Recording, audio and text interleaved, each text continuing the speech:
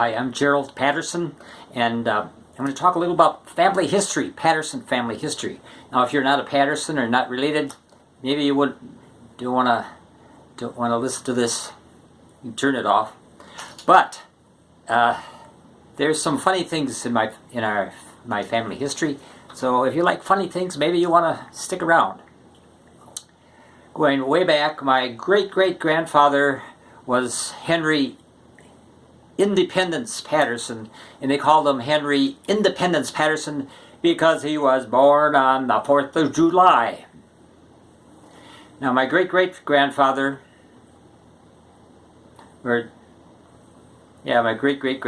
Uncle Frank Patterson, I never met him, but legend has it that he had a very rough childhood. He had to walk 20 miles to school in 5 feet of snow, and he was only 4 feet tall. Now, my father, Gordon Patterson, wonderful man. My father was one of 10 children, and his father was Archibald Patterson. And I never met my grandfather, Archibald Patterson, but legend has it, one day he was talking to his friend and he was bragging to his friend that he had fathered 10 children. And he said to his friend, "I am happy to have 10 children, especially the one that I like."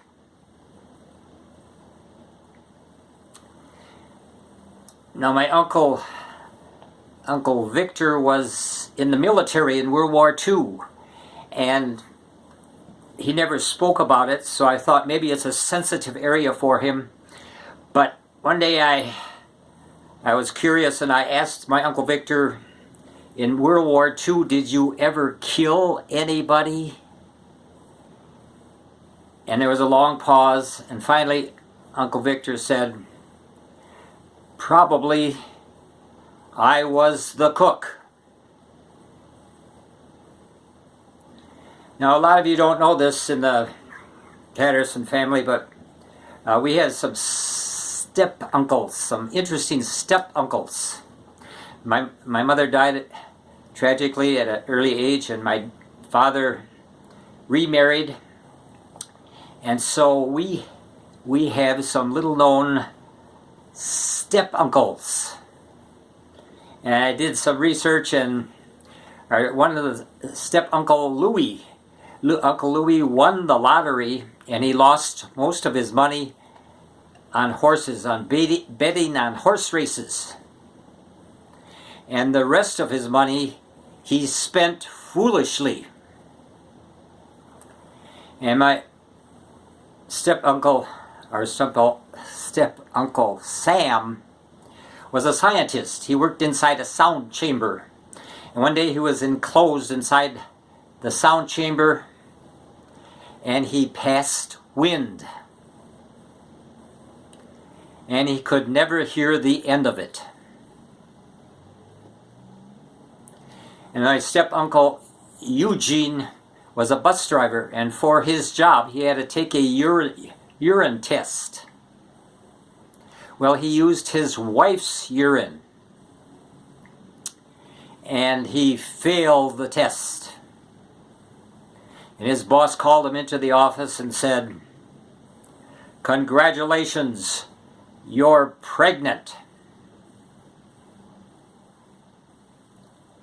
Now, my uncle Foster, was a famous bird doctor, and he was the first bird doctor in history to do an emergency vasectomy on the great horny owl. And my Uncle Fred was sort of an adventurer, and I sort of got to know him. And he was over in Africa, and he died by accidentally walking into quicksand. And I always wanted to follow in his footsteps.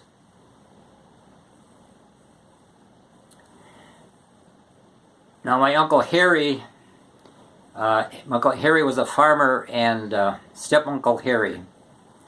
And he wasn't too smart. There are a lot of farmers that are really smart. They have to run a big business. But Uncle Harry wasn't too smart. And one day he was out in the cornfield, and he was running this big contraption. It was a corn-picking machine. And the corn-picking machine started to jam up. So while it was running, Uncle Harry reached into the corn-picking machine, and the corn-picking machine ripped off his hook. Now, my Uncle Charlie, well, it's kind of unfortunate, but when I die, I want to die like my Uncle Charlie, in his sleep, not screaming like all the passengers in his car.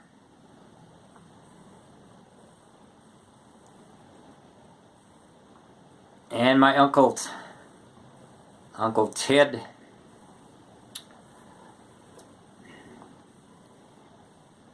I was with my Uncle Ted when he died. That was tragic also. My step-uncle Ted.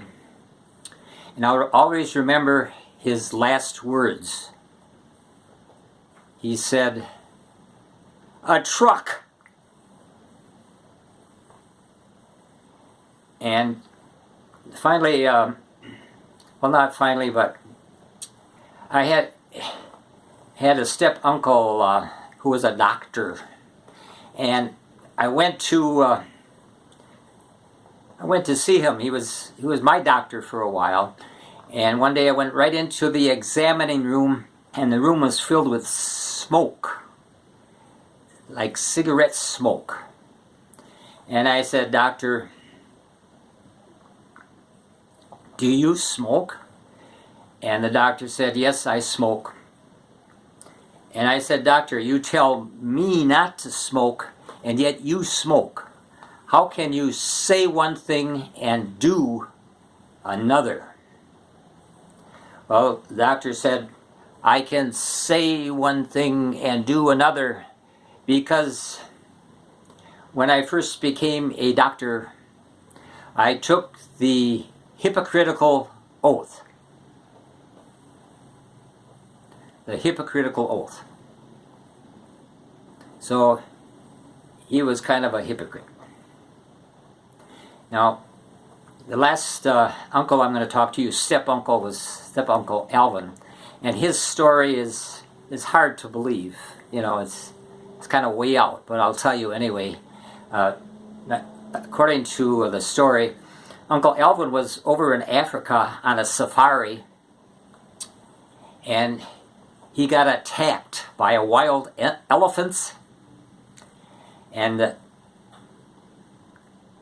he got elephant tusks. Elephant tusks broke off and got stuck in his back.